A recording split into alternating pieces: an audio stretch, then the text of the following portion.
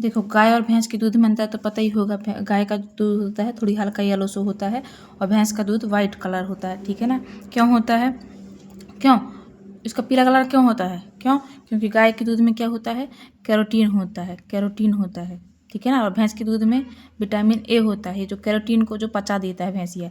Carotene कहाँ से लेके आते हैं, पेड़ पौधों में कैरोटीन होता है, उसी को विटामिन ए में बदल देता है। और ए विटामिन की ज़्यादा मात्रा होने पर ये नुकसानकारी हो सकता है, शरीर में ज़्यादा नहीं होना चाहिए, ठीक है ना।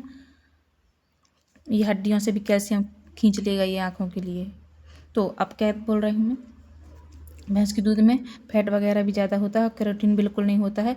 कैरोटीन होने से ही जब हमें ज़रूरत पड़ती है तब वो विटामिन ए में खुद कन्वर्ट हो जाता है। ये गाय है इसलिए हमारे लिए अमृत है, ठीक है ना। और जो दूध है ना वो सजीव कोशिका से मिलकर बना हो, सजीव कोशिका होती हैं उसमें। जब इसको उबाला जाता है तो ये दूध की कोशिकाएं फट जाती हैं, मवाद बस रह जाता है समझ लो कोशिकाओं का, और निर्जीव पदार्थ रह जाता है, कैल्शियम और फास्फोरस। बाकी पकने से पहले वो जिंदा रहता है। और जो विदेशी गाय होती है ना उसके दूध में देखो ऊपर पीली पीली परत जम जाती है, पीली पीली, और नीचे साइड सफ़ेद कलर रहता है दूध का। और हमारी देसी गाय के दूध में पूरा का पूरा पीला रहता है, ऊपर नहीं जम वो होता है, पूरा ही पीला रहता है। और भैंस का दूध सफ़ेद रहता है, क्यों? क्योंकि उसमें कैरोटीन पचकर विटामिन ए में रूपांतरित हो गई। और कैरोटीन की ज़रूरत हमें क्यों है, विटामिन ए की, हमारी आँखों के लिए बहुत ज़रूरी है, ठीक है ना।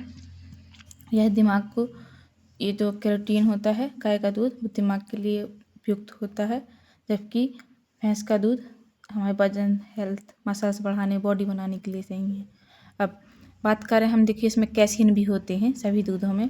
तो casein, alpha S1 casein, alpha S2 casein और बीटा कैसीन और कप्पा कैसीन में विभाजित होता है। अल्फ़ा एस कैसीन का क्या काम होता है, ये कैल्शियम और फास्फोरस को बांध कर रखता है, जकड़ को रखता है। जबकि हिस्टेन को इसमें गाय में ये कमज़ोर रहता है। अल्फ़ा S1 कैसीन दूध की संरचना, S2 कैसीन दूध की संरचना कैसा बनना है वो करता है, बनाता है। बीटा कैसीन का काम क्या है ये आगे बताती हूँ। उसके बाद एक कप्पा कैसीन जो है पानी में उसको घोले रखता है, घुलनशील बनाए रखता है, नहीं तो अलग अलग नहीं भगेगा, सूखा सूखा अलग, गीला गीला अलग, पानी में समांगीकरण करके रखता है, मिश्रित करके, ठीक है ना। अब ये बीटा कैसीन जो है प्रोटीन बनाता है, A2 प्रोटीन बनाता है, ये सभी गाय का दूध। लेकिन जो ये जो H है विदेशी गैस गाय है ना, वह A1 बना लेता है प्रोटीन। देखो A विटामिन और A1 दोनों अलग हैं, ये प्रोटीन है, ये विटामिन है, ठीक है ना। A1 जो कि नुकसान करता है हमारे लिए, A2 हमारे लिए ज़रूरी है, BCM9 जो कि पोषण के लिए ज़रूरी है। और ये 6वें नंबर में इसमें प्रोलीन होता है, लेकिन प्रोलीन की जगह ये A1 वाले में क्या आ जाता है, हिस्टाडीन आ जाता है, जो कि एक नुकसानकारी होता है, BCM7। देखो BCM का फुल फॉर्म क्या है, बीटा कॉसोमार्फिन 7। देखो कॉसोमार्फिन का मतलब, मार्फिन का मतलब जो कि नशा का काम आता है, जो कि हमें सुलाने का काम करता है। तो S7 का काम क्या करता है, वो दिमाग को सुस्त कर देता है, ठीक है ना। और ये जो है ना अंदर हमारे आँत के अंदर जाके उनको सुझाने का काम करता है, वो इसको सोखने नहीं देता है कैल्शियम और फास्फोरस को, इसलिए वह मूत्र के द्वारा वापस आ जाता है। हम जो पीते हैं ना ये फालतू गाय का दूध, सॉरी फालतू नहीं, एक म्यूटेशन गाय का समझ लो, कोई काम का नहीं है। ये अंदर जाएगा पेट में और बाथरूम बन के बाहर आ जाएगा, क्यों? ना कैल्शियम को ले पाएगा ना फास्फोरस ले पाएगा हमारा शरीर, क्यों उसमें, क्योंकि BCM7 रहता है, शरीर सोख ही नहीं पाएगा। मैग्नीशियम बहुत कम रहता है भैंस के दूध में, बिल्कुल भरपूर का मैग्नीशियम रहता है, विटामिन ए भी रहता है भैंस के दूध में। और ऊपर से कच्चे दूध में WBC होते हैं, वो तो कच्चे की बात हो गई, हर एक चीज़ इसमें कम रहता है इसमें। और जो रहता भी है ना तो ये शरीर के अंदर नहीं जाता है, बाथरूम बन के बाहर निकल आता है। इसलिए इसमें सिर्फ पैसे बर्बाद करना, ये चाइज के लिए बस सही है भाई, एक बच्चों के लिए सही नहीं है ये। अब ये हमारे यहाँ पास में, अब वो बोलती थी आंटी की कोई दूध लाते हैं गाय का, अच्छा गाढ़ा दूध लाते हैं, अच्छी जम जाती है मलाई। अब ये वो मलाई नहीं है, वो ऐसी क्रीम है, वो बसा है जिसके अंदर झिल्ली नहीं है, इसलिए वो कमज़ोर रहती है, हल्की रहती है, तो ऊपर आके वो बैठ जाती है।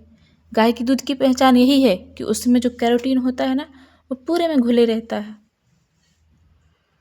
तो कौन सा ज़रूरी है हमारे लिए, दूध ही ज़रूरी है, गाय का दूध ज़रूरी है, ठीक है ना। और भाई हम भैंस का दूध इस महारानी को पीने से अच्छा है HF विदेशी वाले को पीने से अच्छा है, A1 जहर को अंदर डालने से अच्छा है, A2 ले लो भाई। भले हमें कैरोटीन नहीं मिल रहा है, लेकिन कम से कम A2 हमारे DNA की तरह तो मिल रहा है, DNA को सही इन्फॉर्मेशन तो मिल रही है।